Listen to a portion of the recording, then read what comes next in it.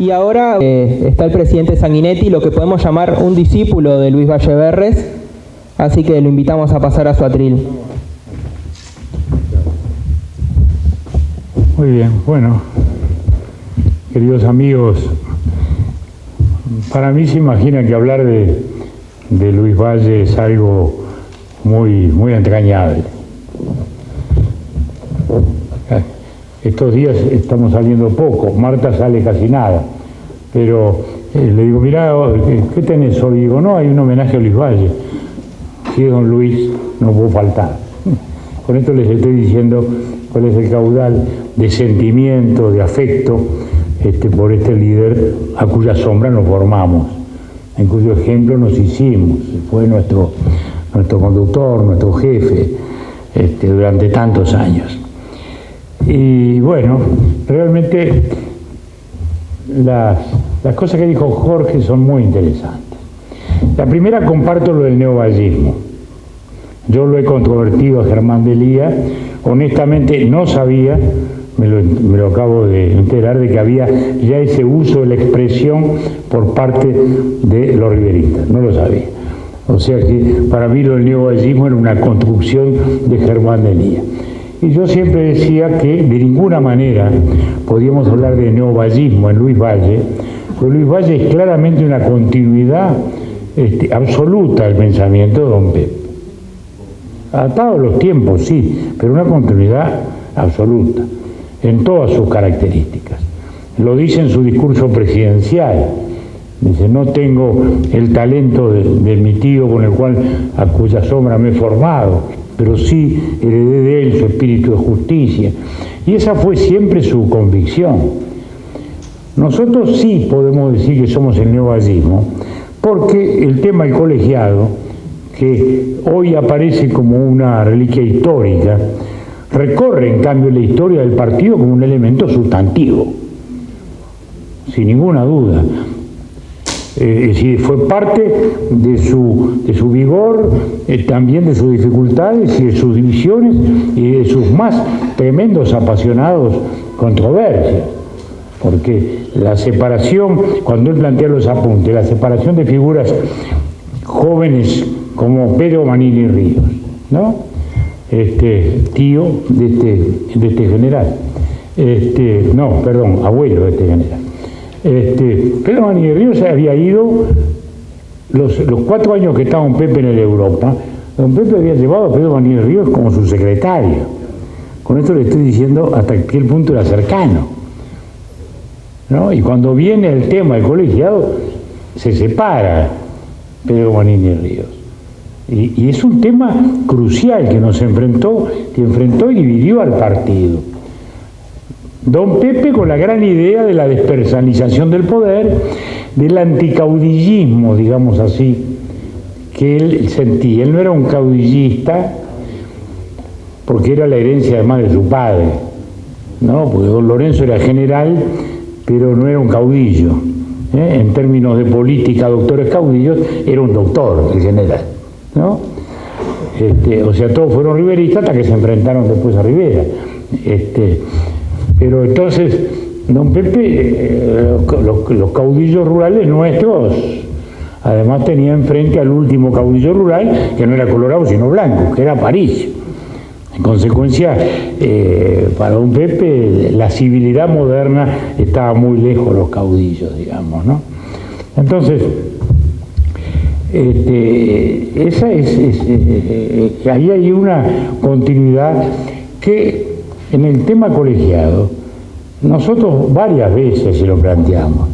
El primero de nosotros que escribió en contra del colegiado fue Selvar Vicallín, que escribió un artículo en un semanario entonces y provocó un gran revuelo, que todos opinábamos, ya estábamos aburridos del colegiado, digamos, ¿no?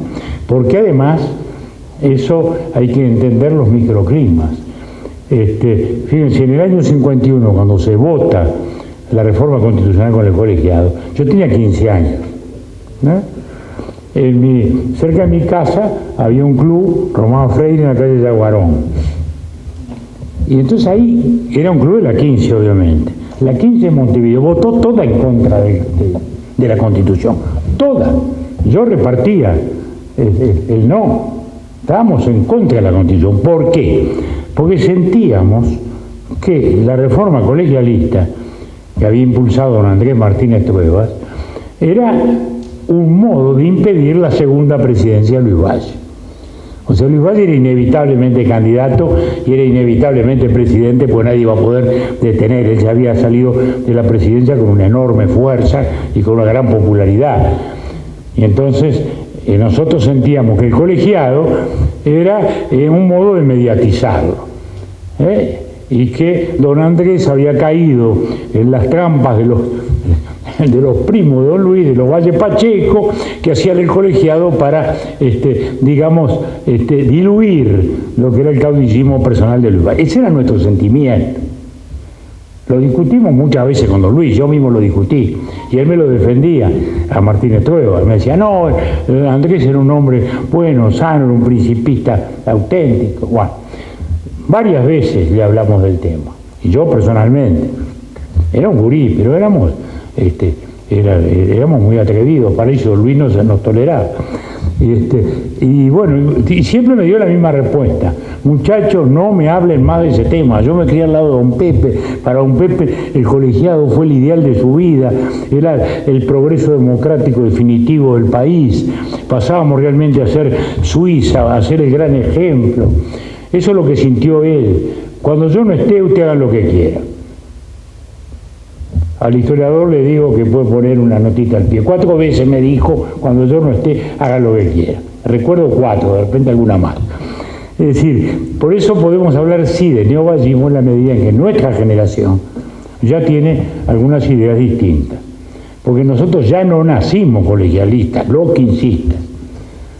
Los catorcistas, sí. Y los colorados independientes, que no eran colegialistas, se hicieron colegialistas en contra de Luis Valle.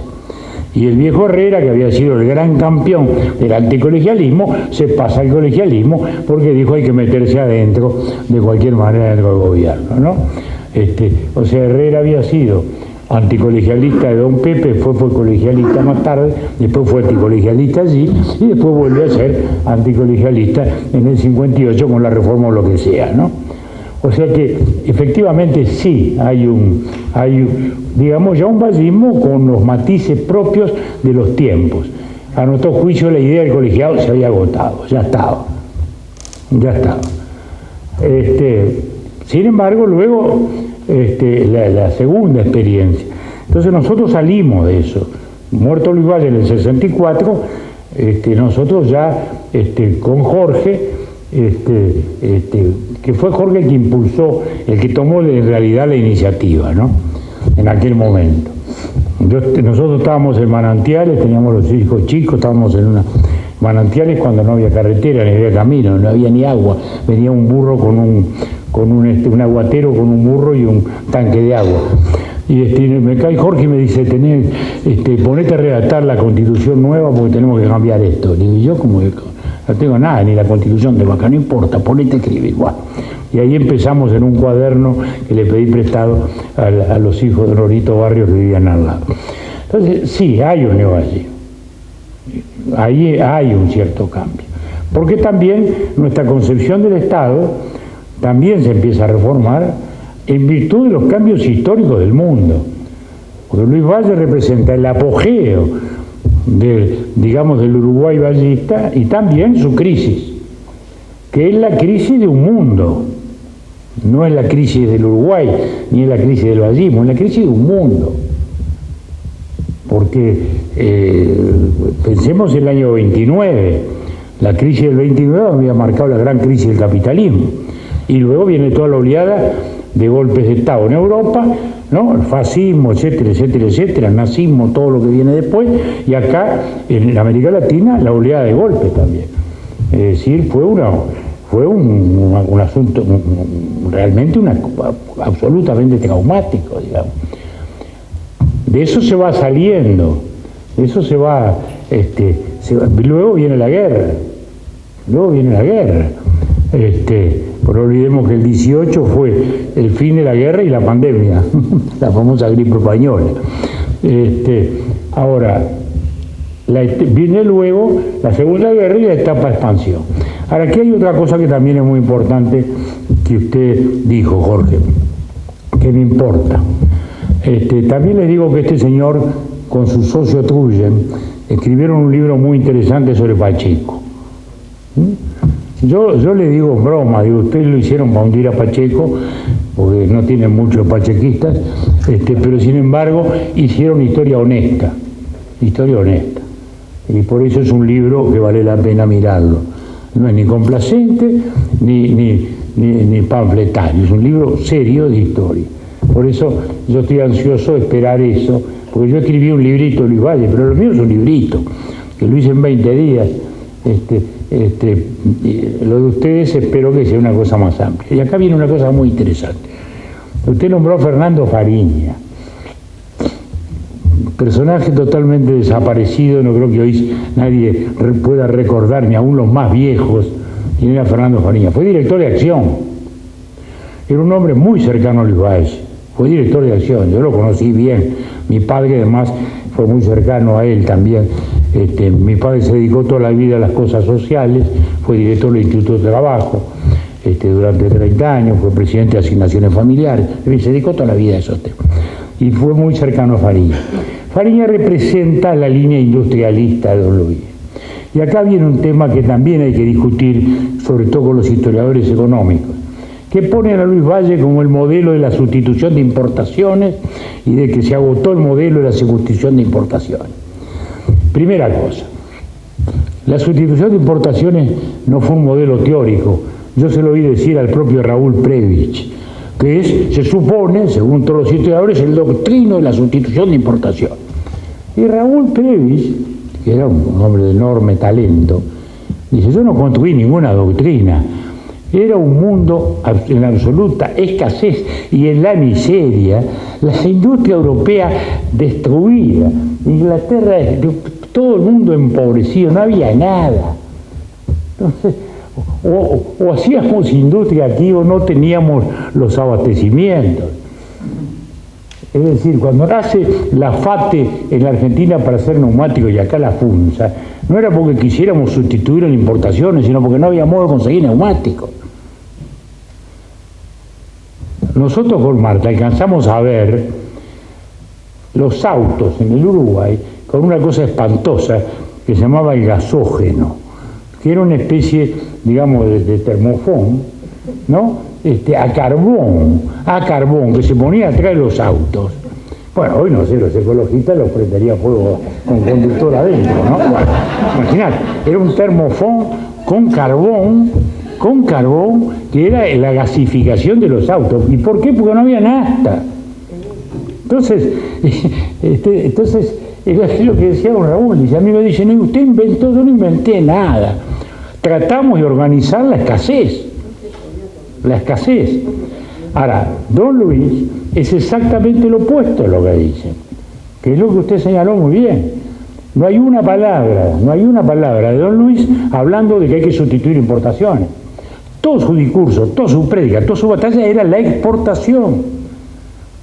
O sea, su gran planteo es salir de la exportación histórica, tradicional, camilana, con productos más industrializados. Pero no para sustituir importaciones, no. Para al revés, para salir. Su gran batalla por los tops, fíjense.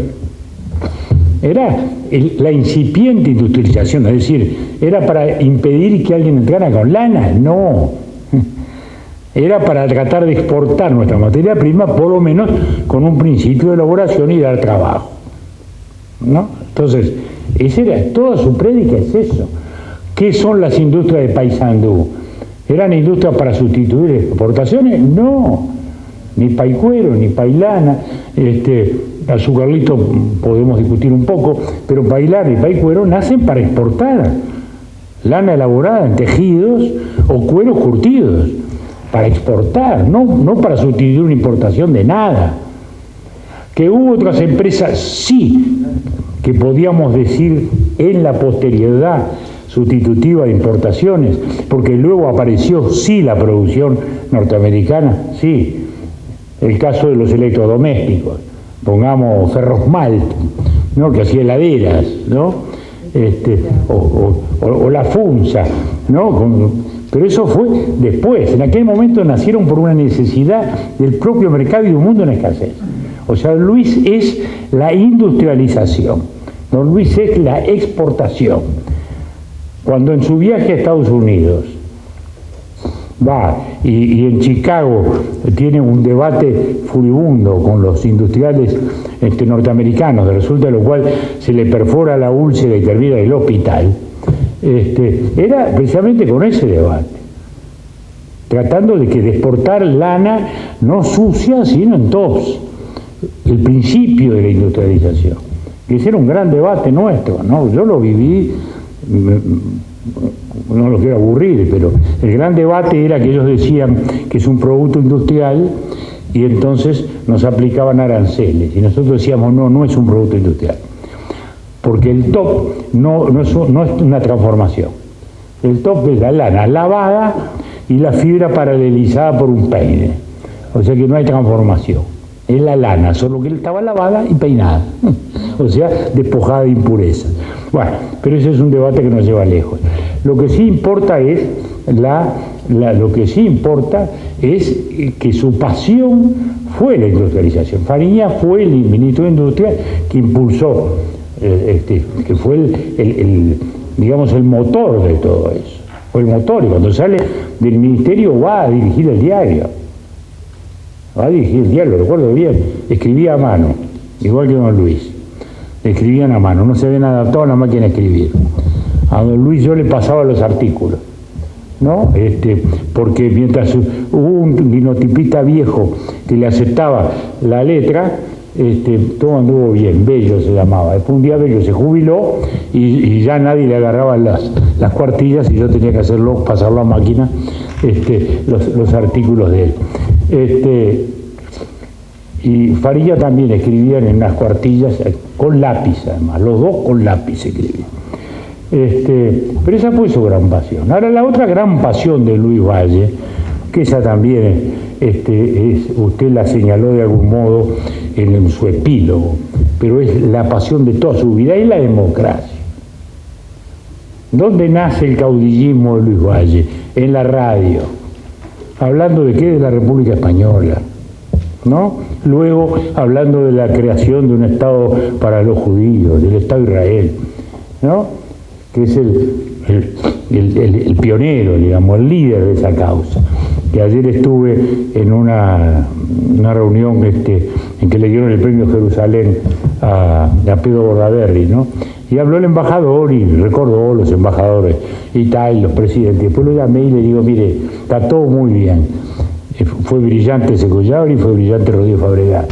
Pero antes que existiera Rodríguez Fabregat y antes que existiera Secollabre, estaba Luis Valle 10 años antes defendiendo la causa de la Palestina judía. El primer acto público que se hace acá lo encabeza él como presidente de la Cámara de Diputados. El líder político del tema fue Luis Valle. A todos los demás le tocó, como le hubiera tocado a cualquier otro. Pero bueno, su gran pasión es esa, su gran pasión es la democracia, la República Española, la creación de Israel, las Naciones Unidas, todas sus grandes batallas son esas. Y el enfrentamiento con Perón es eso. El enfrentamiento con Perón es eso. Seguro, él hace una campaña muy dura cuando la elección de Perón, desde la radio. La fórmula era Perón Quijano o Tamburini Mosca. Perón venía, para que tengan un poco los muchachos una idea, Perón era una especie de Chávez. O sea, era un ministro de Trabajo muy popular de la dictadura militar, ¿no? Porque después las cosas a la distancia cuesta entenderlo. O sea, hay un periodo de dictadura militar muy fuerte y hay un ministro de Trabajo muy popular, que a su vez explica su popularidad en función de la historia argentina. Que eso nos puede llevar algún día a otras cosas, ¿no verdad? Porque la gran diferencia entre la Argentina y Uruguay se produce ahí. Ellos, en el momento que salen los gobiernos conservadores, no tuvieron gobiernos transformadores. En cambio, Valle incorpora las masas inmigrantes a la sociedad uruguaya y acá hace el gran reformismo social. En la Argentina no pasó así. Por eso el peronismo es un movimiento social tardío. Y lo que acá fue reforma, allá fue revancha. Y esa es la diferencia sustantiva del peronismo con el vallismo, como a veces alguna gente quiere comparar absurdamente, porque tienen esencias distintas. Bueno, entonces seguro era una militancia en contra de Perón. Era una militancia muy fuerte. Perón para nosotros era el fascismo. Y a la distancia podemos decir que fue el fascismo italiano de más éxito en el mundo, ¿no? Mucho más que el de Mussolini. Adaptado hoy a los tiempos, ¿no? Como no tuvo el derrumbe de Mussolini por la Segunda Guerra Mundial, sobrevivió. Si no hubiera habido Segunda Guerra Mundial, de repente Mussolini seguía gobernando Italia de la tumba como Perón. Pero el hecho es este. Y entonces los exiliados argentinos vienen acá. Y bueno, y Argentina empieza a apretar y apretar y apretar. Y don Luis, no, acá no se va a apretar a nadie, acá hay libertad de expresión. Y si les gusta bien y si no también. Pese a que él había intentado llevarse bien con Perón. Y se hace una famosa entrevista ahí enfrente a Carmelo, en el medio del río. Pero ya esa misma entrevista les muestra lo que eran, cómo nos movíamos. La entrevista se hace justo en el medio del río. El presidente uruguayo viene en un barco uruguayo, el otro viene en un barco argentino. Después el presidente uruguayo pasa al barco argentino. ¿Y por qué en el medio del río? Porque nosotros queríamos remarcar de un modo claro y rotundo que el río era mitad de cada uno, cosa que en la Argentina aún se debatía, ¿no? La famosa doctrina Ceballos, un gran canciller argentino, que sostuvo en su tiempo, estamos hablando de 1906, 1907, que el río era todo argentino. Bueno, que está mencionado en el mural de Batigazón el tema. Que ese mural es un fenómeno. Ahí está mencionado ese hecho, que era fundamental, por eso fue en el medio, exactamente en el medio. Y bueno, eso fue una batalla tremenda por el sentimiento democrático, por la convicción democrática. Yo recuerdo, año 55, recuerdo estar en el diario y oímos, sobrecogidos, por la radio el discurso de Perón, en el cual dice a la violencia conservadora le vamos a contestar con más violencia, por cada uno de nosotros que caiga van a caer 5 de los otros. Es una cosa feroz. Y nosotros, aunque parezca hoy anacrónico y absurdo, y no era realista, pero era lo que sentíamos. Sentíamos que estamos en la inminencia de una invasión argentina, o algo muy parecido a aquello. Muy parecido a aquello.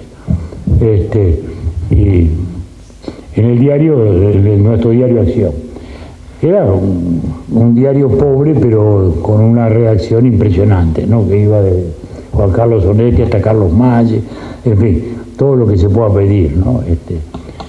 Fueron años increíbles, ¿no? María Freire, hoy reconocida como estrella hasta en el Pompidou de París, era nuestra crítica de arte. Ángel Ramos era la crónica de teatro. Le digo para darles una idea de lo que fue Acción desde ese punto de vista. En un diario pobre, pero con una enorme riqueza, digamos, intelectual. Pero la gran pasión de don Luis es la batalla democrática. Esa fue siempre su gran pasión. Y cuando cae en el 58, ¿qué había pasado? Habían cambiado los tiempos, como decíamos hace un rato. Luego de la expansión de la Segunda Guerra Mundial, seguro, se reincorpora a Estados Unidos, saca su poderío industrial volcado a la guerra, lo pasa al comercio. Y Europa empieza a reconstruirse con el Plan Marshall. Y entonces ahí se produce un cambio fundamental en los precios de exportación, ¿no? Si uno mira el bienio, digamos, 53, 56 y 56, 58, hay un 40% de caída de la exportación. O sea, era evidente que el gobierno que estaba ahí iba a padecer mucho. El país entra en una situación de estancamiento, hay una situación crítica, la oposición es feroz a don Luis, feroz, a veces ahora habla de grietas y de cosas, la oposición a don Luis es tremenda, personalizada. El herrerismo le hace una campaña difamatoria tremendamente fuerte, ¿no? Ya se lo habían hecho a don Pepe, ¿no? A don Pepe le decían salvista porque defendía la industria textil de la época. A don Luis también lo acusaban de defender las industrias de la calle Veracierto, las industrias de Tops, y a Fariña, que también le dijeron de todo. Y ahí se produce nuestra caída, que vivimos como una tragedia, y generó, hay esa sensación de que pudo haber dudas de que se entregara el poder. Seguro, hay que entender, para nosotros era una cosa nunca vista. Ustedes ya todos, aún los un poquitito más maduros que hay acá, ya se hicieron en términos de alternancias diversas. Allá estábamos con los famosos 93 años que terminaban ahí. O sea, no era una caída cualquiera, no era una derrota cualquiera. Y don Luis la sentía de un modo muy profundo, muy profundo. Yo diría que su segundo infarto es la caída, ¿no? Que la aguantó como corresponde. No hubo un movimiento militar diciendo no entregamos, insinuaciones, pero que don Luis dijo, ni hablen de ese tipo de cosas. Y bueno, y ya arrancamos. Estamos hablando, fíjense, del año 58. Se va al diario, y se va al diario a trabajar, y ahora nos maneja a nosotros. Yo tengo una foto que muestro con mucho orgullo, fíjense que es del año 60, en la cual me habían mandado don Luis a hacer unas crónicas a Costa Rica y a Checoslovaquia. Había habido una reunión de la OEA, la primera de Cuba, y la que condena a República Dominicana de Trujillo. Y yo hice unas notas y bueno, le habían encantado, y dice, dice, vamos a celebrarlo. Entonces organiza un asado ahí en el Forte Macalé, y ahí está la foto, donde estamos todos, digamos, ¿no? Está Hierro Gambardella, está Germán Michelini, está Maneco Flores, está Jorge Valle, en fin, todo el elenco de la época. Y entonces está Luis Valle, el director, de este lado Pancho Llano, que era el jefe de redacción, que fue también mi maestro en materia de periodismo, y yo en el medio. Estamos hablando de años 60, yo tenía 24 años, ¿no? Las crónicas no estarían más o menos bien, pero eso les muestra lo que era Luis Valle, digamos, empujando. Lo que era Luis Valle empujando y tratando de que fueran floreciendo, digamos, las... Entonces, estamos hablando de un constructor de la democracia, un hombre de la justicia social, porque su obsesión era dar trabajo. Él sentía que el mundo estaba cambiando y que si no había trabajo con el mundo rural, histórico, no íbamos a ningún lado. Eso que él insistió también en su discurso de apertura, estamos en una revolución del mundo, no podemos ponernos del costado a pelear, tenemos que ver cómo nos introducimos en ella. Y así como en aquel momento era la industrialización, bueno, hoy es la digitalización, pero en aquel momento era la industrialización. No se hablaba de países desarrollados, se hablaba de países industrializados, porque ese era el progreso, ese era el desarrollo. El desarrollo era la industria. Hoy es otra historia. Entonces, don Luis le da un enorme, también se habla el clientelismo, la expansión del Estado. Miren, ¿qué pasó allí? Uno, las compañías inglesas, los ingleses las estaban entregando.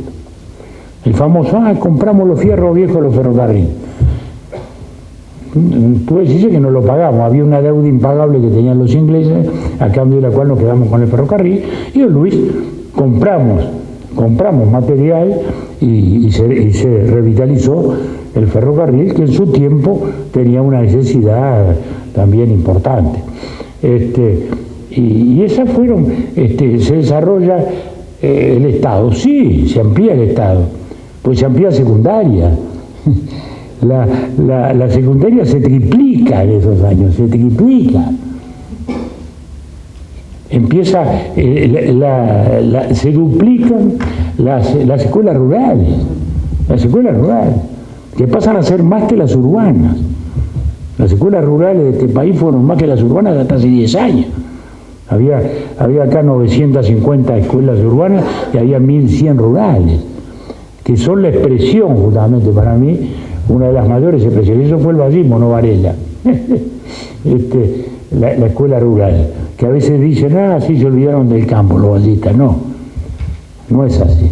Lo que pasa es que era el campo reformado, era el campo educado, era la gente formada, ¿no? Don Pepe fue los liceos departamentales, uno en cada lugar, y eso no es casualidad, era justamente la visión de un país integrado en la modernidad. Entonces, todo eso representa todas estas cosas, don Luis. Como dice usted, es verdad, en la caída se muestra la grandeza. Por eso digo, en el 59 estaba en el diario, entregó en marzo del 59 y al día siguiente estaba en el diario, y ahí estábamos nosotros. Me acuerdo que estaba amargado, esa es la verdad. Y entonces, por allá por mayo, algo así, lo voy a ver con mis amigos de la Curva Maroña, y digo, Luis, hay que salir a la calle. No, estás loco, ya ha habido tantos líos, muchachos. No, digo, tenemos que salir a la calle de nuevo. Tenemos que salir a la calle de nuevo. No, pero ya me ha visto mucho lío con los herreristas, porque había habido una campaña muy violenta. La del 58 fue una campaña violentísima, muy sucia. Muy sucia, yo le diría que es la campaña más sucia que vi en mi vida. Nunca vi nada igual. Nada igual. Y entonces nos apedrearon un acto en el cerro. Pasó de todo. Y entonces digo, hay que salir, don Luis. Y ahí con Alvario Bentancur Ferrer y hay otros amigos. Alvario entonces arreglaba media suela de zapato en un garaje. Hicimos un acto en la calle, en el Camino Maldonado, allá en Flor de Maroña. Y dijimos, hay que arrancar, y ahí arrancamos. Y en el 62 casi ganamos. En el 62 que perdimos por 25.000 votos. Llegamos ahí. Fue una gran elección en esa del 62. Y ahí Luis Valle aparece realmente reivindicado políticamente. Y los blancos ganan en realidad ahí incuestionablemente por Nardone.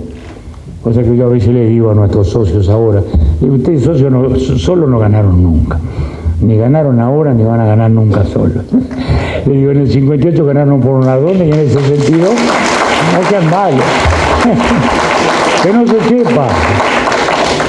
se sepa que dije esto. Pero es lo que en tono coloquial, pero jugando con la verdad, uno a veces le dice a los colegas blancos. Y Nardone es claro, si en el 58 fue decisivo, en el 62 mucho más, pues ganaron apenas. Y ahí ya viene justamente una nueva oleada colorada, que luego va hacia otros derroteros. Don Luis muere el julio del 64 y tal. Y ahí se vio la grandeza, el espíritu democrático, la convicción republicana. Una cosa que yo alguna vez he dicho, cuando en algún momento hablaban de Pacheco, decían, no, Pacheco va a renunciar. Digo, Pacheco no va a renunciar nunca, ustedes no entienden nada. Digo, los colorados no renunciamos, no entienden. Nosotros nacimos adentro del Estado, en nuestra iglesia, nacimos y morimos adentro del Estado democrático. Don Luis siempre tuvo abajo de la cama una ametralladora.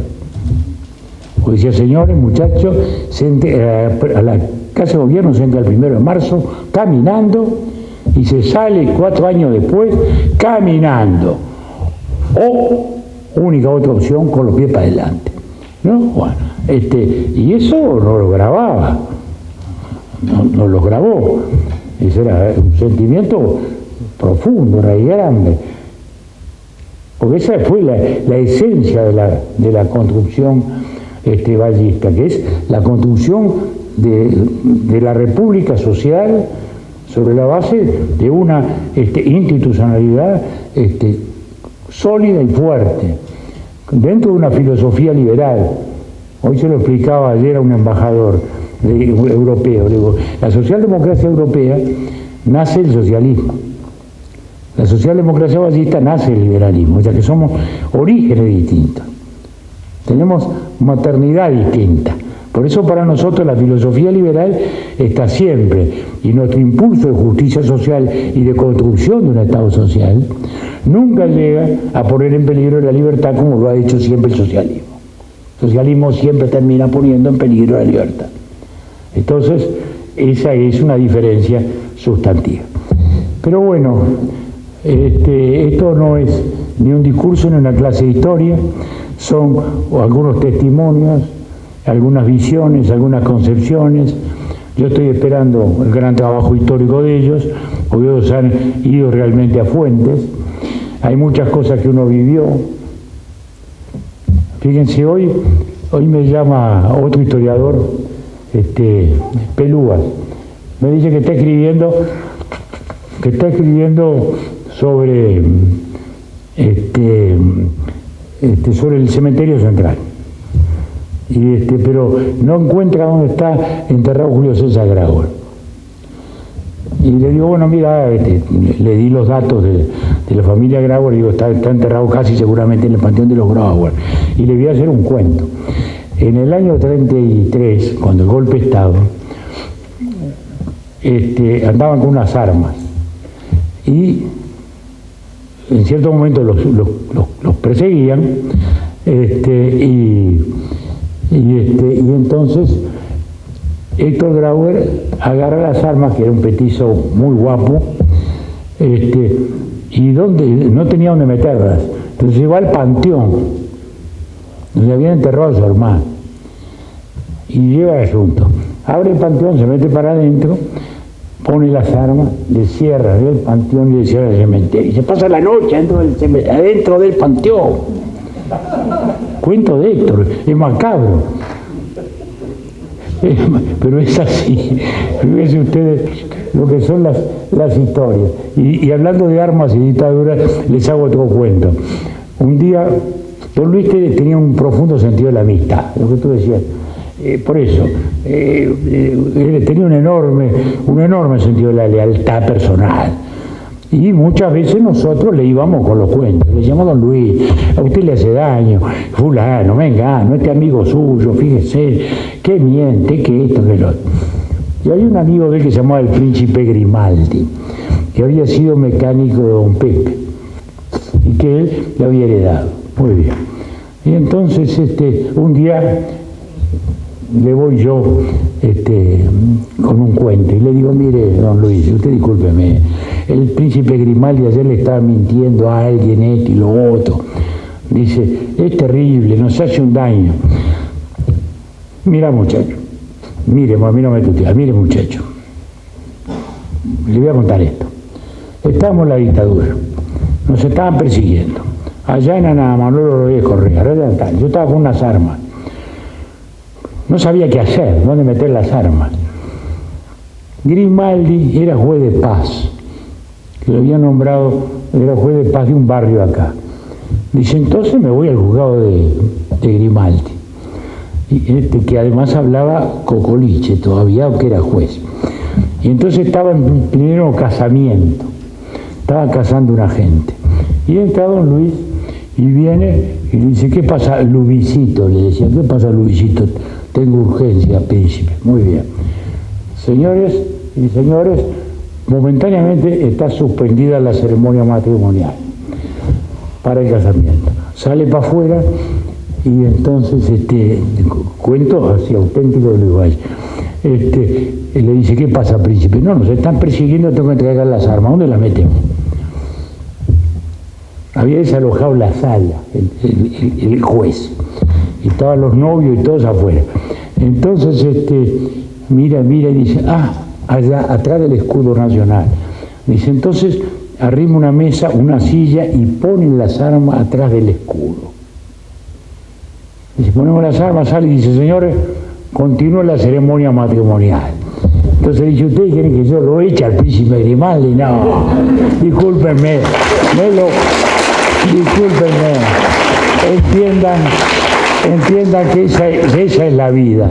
Y bueno, esa es la vida. Perdón. Bueno, buenas tardes. Quería consultar, yo como joven colorado del siglo XXI, ¿qué recuperar de Luis Valle Berres para enfrentar este siglo XXI? Bueno, yo creo que lo que recuperamos es lo que acabo de decir.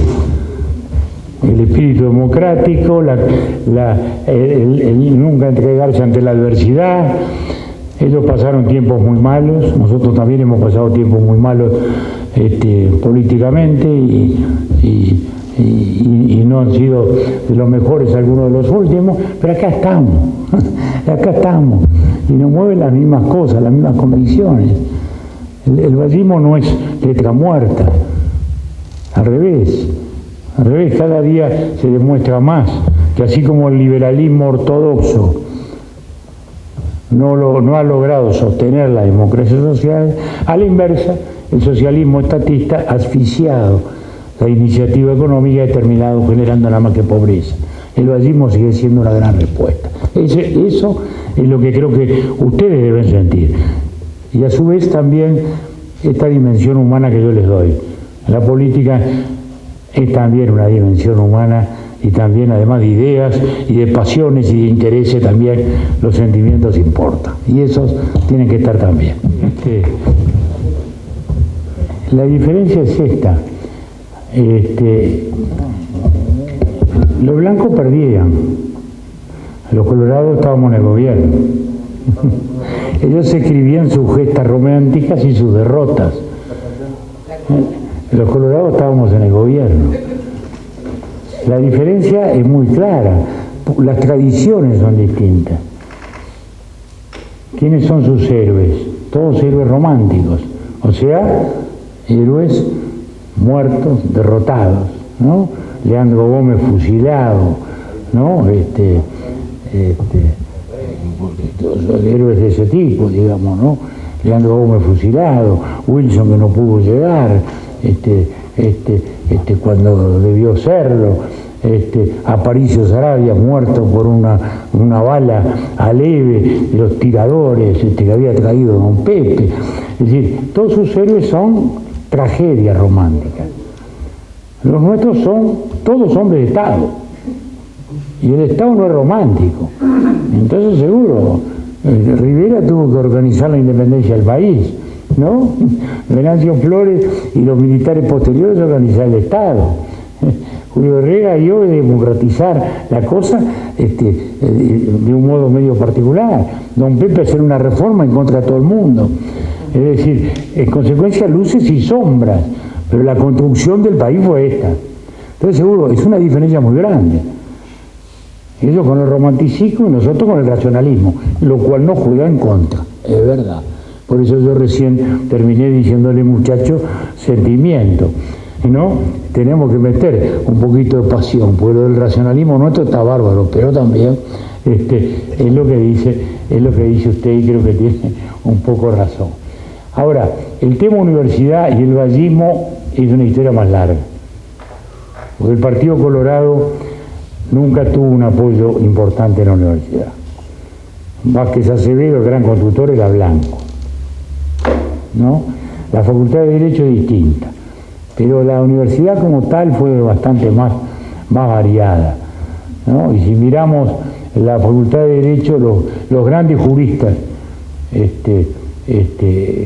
la mayoría fueron colorados, ¿no? Los Arecha, los Justino Querema era Arecha, los Barbagelata, los de Micheli, etcétera, etcétera. Ahora, en la intelectualidad literaria y filosófica y todo eso, ahí sí, en los últimos años hubo un predominio de la izquierda, claramente, de una izquierda tal. Pero bueno. Y habíamos preparado varias preguntas, pero por cuestiones de tiempo, queda la última para el presidente, que citando a Luis Valle Berres, la frase que los que tengan sentimientos de izquierda que vengan con nosotros, los que tengan sentimientos de centro vengan con nosotros, los que tengan sentimientos de derecha que vengan con nosotros y construiremos un gran país. Hace unos días saltó la polémica de que Luis Almagro podría ser candidato a la presidencia por el Partido Colorado. Nosotros lo tuvimos en las charlas de PEP, que usted también estuvo con nosotros, Y quería preguntarle qué opinión le merece, ya que Almagro se ha referido a sí mismo como de izquierda radical y ahora parece que quiere desembocar en nuestro partido. ¿Qué opinión le merece, presidente? Primera cosa, yo no oí de que el Almagro fuera candidato a la presidencia. No, pretende serlo. Ah, no sé si pretende. No tengo la menor idea. No, porque lo que salió a publicidad fue otra cosa.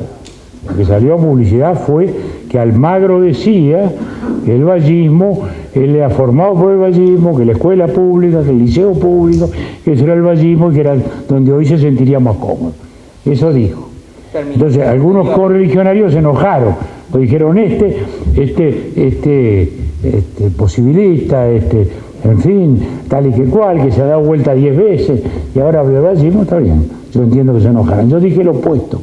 Dije, a mí me gratifica que alguien que ha estado siempre enfrentado, casi siempre, salvo los últimos tramos, enfrentado a nosotros, diga que el vallismo es la mejor ideología. Bueno, yo como vallista me gratifico, porque lo dice alguien que fue blanco, que fue mepepista y que ahora en la madurez llega a la conclusión de que lo mejor era el vallismo, ¿no? Entonces, yo dije, me gratifica. Ahora, nunca soñé, ni hablé, ni supuse, ni tácita ni expresamente que hubiera nada de candidatura, porque eso será, si es una intención de él, ya la veremos, y hoy hablar de candidaturas, el que está hablando de eso me parece que está bastante lejos de la realidad. Y muchas gracias a todos ustedes por haber venido en tiempos de pandemia, sabemos que es muy difícil, y muchas gracias por apoyarnos a los jóvenes, y bueno, muchas gracias por venir.